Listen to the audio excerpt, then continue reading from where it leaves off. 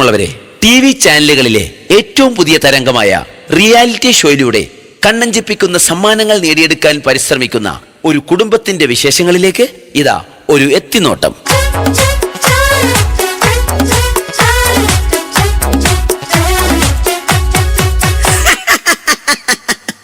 നമസ്കാരം, ഞാൻ ആന്റപ്പൻ, ഈ വീടിന്റെ ഗൃഹനാഥൻ.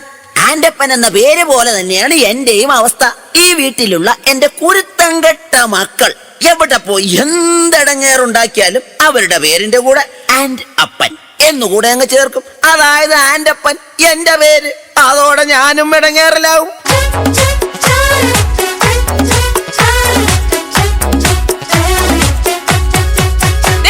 ഞാൻ മഹിളാരത്ന റിയാലിറ്റി ഷോയ്ക്ക് വേണ്ടി പാട്ട് പ്രാക്ടീസ് ചെയ്തോണ്ടിരുന്നപ്പം നിങ്ങൾ എന്തിനാ വീടിന്റെ പുറത്തിറങ്ങി നിന്നത്? ഞാൻ പുറത്തിറങ്ങി നിന്നില്ലെങ്കിലേ നാട്ടുകാരി വിചാരിക്കും ഞാൻ നിന്നെ പിടിച്ച് തല്ലിയിട്ട് നീ കിടന്ന് കരയുകയാണെന്ന്. ഓ, നിങ്ങളെ ഇന്ന് ഞാൻ പാട്ട് മാത്രമല്ല, ഭരതനാട്യം, മോഹിനിയാട്ടം, കുച്ചിപ്പുടി, കഥകളി, ഓട്ടംതുള്ളൽ, മോണോ ആക്ട്, ഇതിനൊക്കെ ഞാൻ പ്രാക്ടീസ് ചെയ്യുന്നുണ്ട്, അറിയാവോ? ഇതാണ് ആന്റപ്പന്റെ ഭാര്യ റോസിക്കുട്ടി. റിയാലിറ്റി ഷോയിൽ പങ്കെടുത്ത് താരമാകാൻ അരയും തലയും മുറുക്കി ഒരുങ്ങിയിരിക്കുകയാണ് ഇവർ.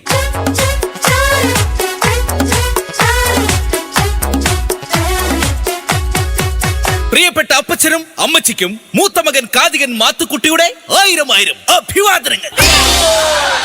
മോനെ മാത്തുക്കുട്ടി, നിന്റെ ഇന്നലത്തെ കഥാപ്രസംഗ പരിപാടി എങ്ങനെ ഉണ്ടായിരുന്നടാ? അതൊരു കഥയാണ് അമ്മച്ചി. റിയാലിറ്റി ഷോയിലൂടെ ശ്രദ്ധേയനായിക്കൊണ്ടിരിക്കുന്ന എന്റെ കഥാപ്രസംഗം കേൾക്കാൻ ഇതുവരെ ഒറ്റൊരുത്തൻ പോലും വന്നില്ല. അയ്യോ, അതെന്താ? ഞാനാണ് കഥാപ്രസംഗം അവതരിപ്പിക്കാൻ വരുന്നതെന്ന് ആ കമ്മിറ്റിക്കാര് പരസ്യം ചെയ്തില്ലാന്നേ.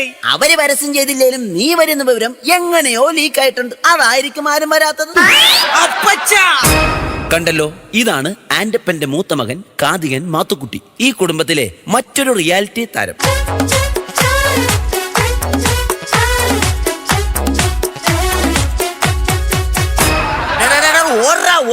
എന്റെ കൺമുമ്പിൽ കണ്ടുപോരുത്. അവന്റെ ഒരു ഒടുക്കത്തെ സിനിമാറ്റിക് ഡാൻസ്. എന്താ അപ്പച്ച ഇത്? അല്ല, അവൻ എന്നാ ചെയ്തിട്ടാ? ഇന്ന് രാവിലെ ഞാൻ കുളിക്കാൻ കയറിയ നേരത്തെ ഇവൻ ഫയർ ഡാൻസിന്റെ റിഹേഴ്സൽ ആണെന്ന് പറഞ്ഞ് മണ്ണെണ്ണ വായിലെടുത്തിട്ട് തീ ഊതി. ഞാൻ അലക്കിട്ട എന്റെ ആകെ കൂടെയുള്ള 2 മുണ്ടിവൻ കത്തിച്ചു കളഞ്ഞ്. അറിയാമോടാ നിനക്ക്? അപ്പൊ നിങ്ങൾ ഇപ്പൊ കൊടുത്തിരിക്കുന്നതോ? ദേ, ഇത് നിന്റെ അടിപ്പാവാടയാ. ഈ വന്നതാണ് ഈ വീട്ടിലെ ഇളയ താരം, സിനിമാറ്റിക് ഡാൻസുകാരൻ ജോണിക്കുട്ടി. ഇതും മറ്റൊരു റിയാലിറ്റി താരമാണ്.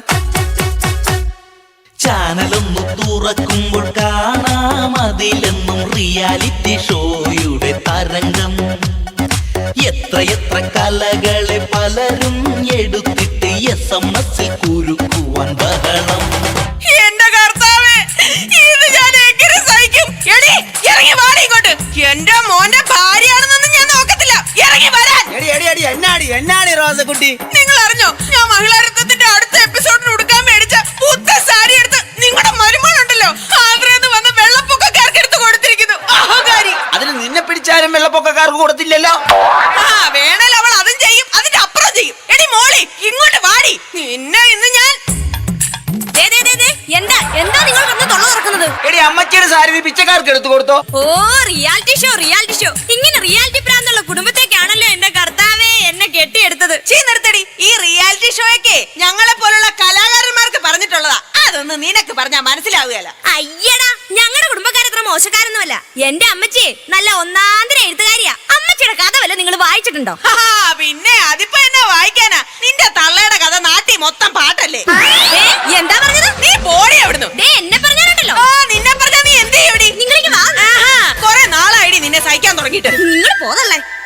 വെള്ളമെടുക്കും മരുമോളെ, കുശുമെടുക്കണ കെട്ടിയോളെ, മനുഷ്യന് തിരി തലക്ക് വെളിവ് തന്നൂടെ. നേരം വെളുക്കുമ്പോ രണ്ടാളും ഒരു വിളിച്ചുകൊണ്ട് അഭ്യാസം. രണ്ടാളും കൂടി നല്ല കുടുംബം കുളം തോണ്ടും. പെണ്ണുങ്ങൾക്കുള്ളൊരു നാക്കും വായിന്ന് വന്നൊരു വാക്കും. എത്ര കുടുംബം കലക്കി നാട്ടിൽ. പെണ്ണുങ്ങളെ നിങ്ങൾ ഇങ്ങനെയായാലോ കഷ്ടം. എന്താ കൂട്ടാ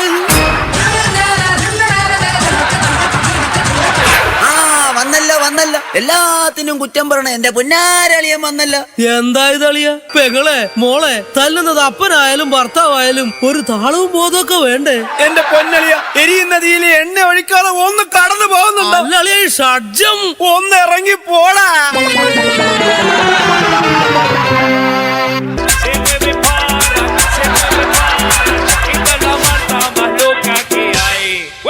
Come on, ബോയ്സ്, റിയാലിറ്റി ഷോയിലെ സൂപ്പർ താരമായ എന്റെ കൂടെ ഡാൻസ് പഠിക്കാൻ പറ്റിയത് നിങ്ങളുടെ ജീവിതത്തിലെ ഒരു ഭാഗ്യം മാത്രമായിട്ട് കരുതിയാൽ മതി. ആദ്യമായി നമുക്ക് പുതിയ സ്റ്റെപ്പ് പഠിക്കാം. 3, 4.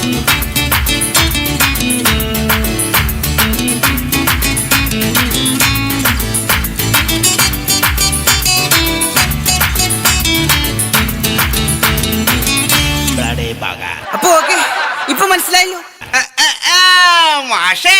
മാഷിനെ കൊണ്ട് വീട്ടില് ഭാര്യ തുണിയലപ്പിക്കുന്ന ആക്ഷൻ ആണല്ലേ ഞങ്ങളെ ഡാൻസ് ആണെന്നും പറഞ്ഞ് പഠിപ്പിക്കണത്. ഈ സ്റ്റെപ്പ് ഞങ്ങൾ അടിച്ച് തകർക്കും. 3, 4.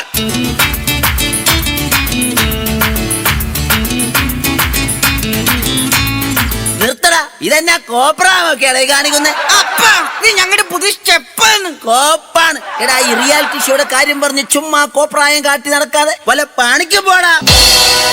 അച്ഛാ, നാളെ എന്റെ കഥാപ്രസംഗ മത്സരത്തിന്റെ ഫൈനലിലേക്കുള്ള സെലക്ഷനാ. അപ്പൊ ഇവരാരാ? ഓർക്കസ്ട്രയുടെ ചെലവ് കുറക്കുവാനായിട്ട് ഞാൻ കൊണ്ടുവന്ന മിമിക്രിക്കാരാ.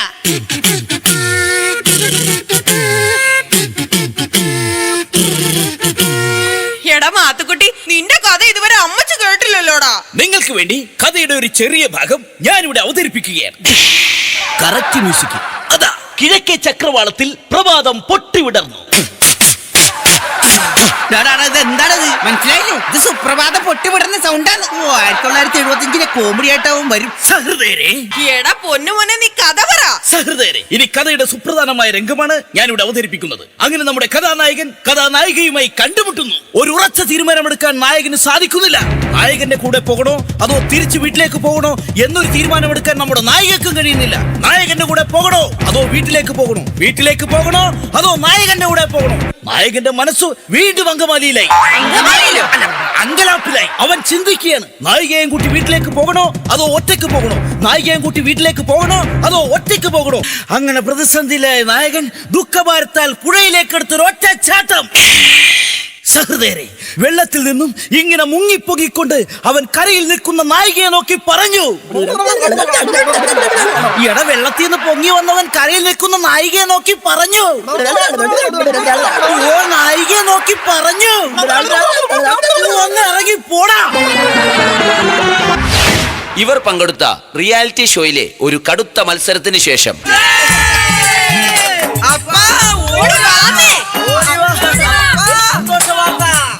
എന്നതാ മക്കളെ കാര്യം? എന്റെ പൊന്നപ്പ, റിയാലിറ്റി ഷോയിൽ എല്ലാ ഐറ്റത്തിലും ഞങ്ങൾ എല്ലാവരും ഫൈനലിലെത്തി. മനുഷ്യ കേട്ടോ, ഞങ്ങൾ എല്ലാരും ഫൈനലിൽ എത്തിയത്. അപ്പൊ നമുക്ക് എല്ലാവർക്കും ഫ്ലാറ്റ് കിട്ടുമോ? ജയിച്ചു കഴിഞ്ഞാ ഓരോരുത്തർക്കും ഓരോ ഫ്ലാറ്റ്.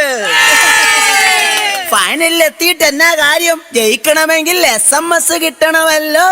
അതിനുള്ള വഴി ഞങ്ങൾ കണ്ടിട്ടുണ്ടല്ലോ. അതെന്താണ് ആ വഴിയൊന്ന് പറഞ്ഞു തന്നാട്ടെ. അടിച്ചോടിക്കണ അപ്പച്ചന്റെ കയ്യും കാലും.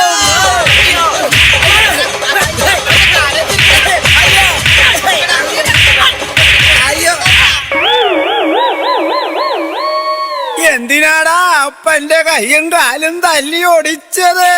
അപ്പനെ തല്ലി കയ്യും കാലും ഒടിച്ചാലേ റിയാലിറ്റി ഷോയിൽ കാണിക്കാനായിട്ട് ചാനലുകാർ വന്ന് ഷൂട്ട് ചെയ്യുമല്ലോ. അത് സ്ലോ മോഷനിലും ബ്ലാക്ക് ആൻഡ് വൈറ്റിലുമായി TV കാണിക്കുമല്ലോ. അതെന്തിനാ? അപ്പൊ ജനങ്ങള് മൊത്തം കണ്ട് ഞങ്ങളോട് സെന്റിമെന്റ്സ് അടിച്ച് SMS ചെയ്യുമല്ലോ. അപ്പൊ SMS കിട്ടി ജയിച്ച് എല്ലാവർക്കും ഫ്ലാറ്റ് കിട്ടുമല്ലോ. പ്രിയമുള്ളവരെ, കലാകാരന്മാരുടെ ദുഃഖങ്ങളും ദുരിതങ്ങളും സഹതാപങ്ങളും വിറ്റ് കാശാക്കുന്ന ഇവിടുത്തെ ചാനലുകളിൽ തലകാട്ടാൻ ആക്രാന്തം കാണിക്കുന്നവരോട് എന്റെ കുടുംബത്തിന് ഇനി എന്താണ് പറയാനുള്ളത്? ചാനലിൽ പാടുവാൻ ആക്രമം കാട്ടുന്ന ചെല്ലക്കിളികളെ നിങ്ങളെന്നോർക്കണം. എന്തൊക്കെ പാടിയാലും കിട്ടൂലെന്നോർക്കണം. SMS ഇല്ലെങ്കിൽ ഇല്ലില്ല സമ്മാനം. ചാനലിൽ പാടുവാൻ ആക്രമം കാട്ടുന്ന ചെല്ലക്കിളികളെ നിങ്ങളെന്നോർക്കണം. എന്തൊക്കെ പാടിയാലും കിട്ടൂലെന്നോർക്കണം. SMS ഇല്ലെങ്കിൽ ഇല്ലില്ല സമ്മാനം. SMS ഇല്ലെങ്കിൽ ഇല്ലില്ല സമ്മാനം.